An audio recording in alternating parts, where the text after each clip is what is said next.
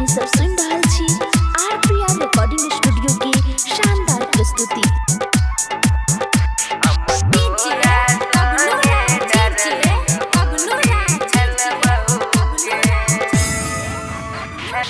मधेपुर मधेपुर मधेपुर मधेपुर।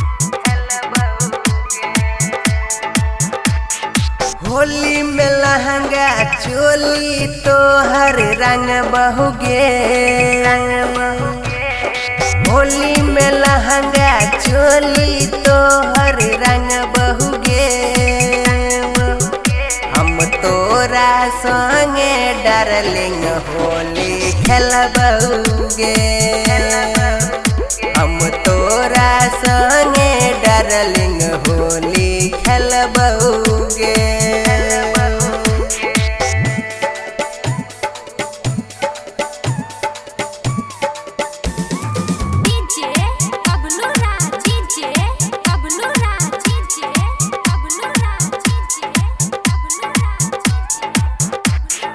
मधेपुर मधेपुर मधेपुर।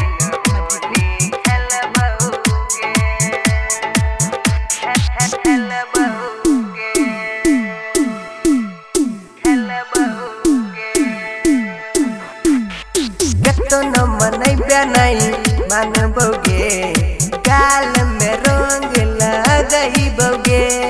मस्त महीना फागुन के छै, आई नहीं तोरा छोड़बोगे। केतन मनैबे नहीं मानबोगे, गाल में रंग लगैबोगे।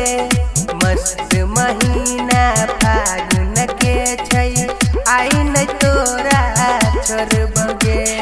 लाल पियर हरियर रंग लगैबोगे, लाल पियर हरियर रंग लगैबोगे। हम तोरा संगे डार्लिंग होली खेलबहुगे,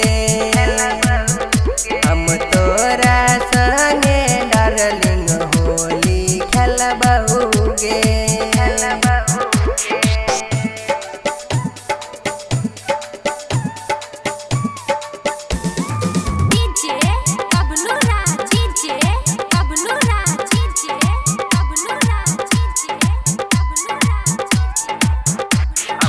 मधेपुर मधेपुर मधेपुर मधेपुर।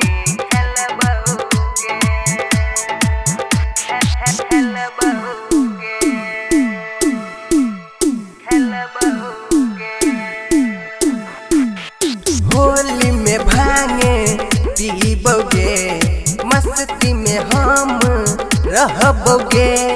डीजे पर जखनी गाना बजतौ सब संगे नचबोगे। होली में भांगे पीबोगे, मस्ती में हम रहबोगे। डीजे पर जखनी गाना बजतौ सब संगे नचबोगे। चाहत छलिया कहै छौ रंग लगैबहुगे, चाहत छलिया कहै छौ होली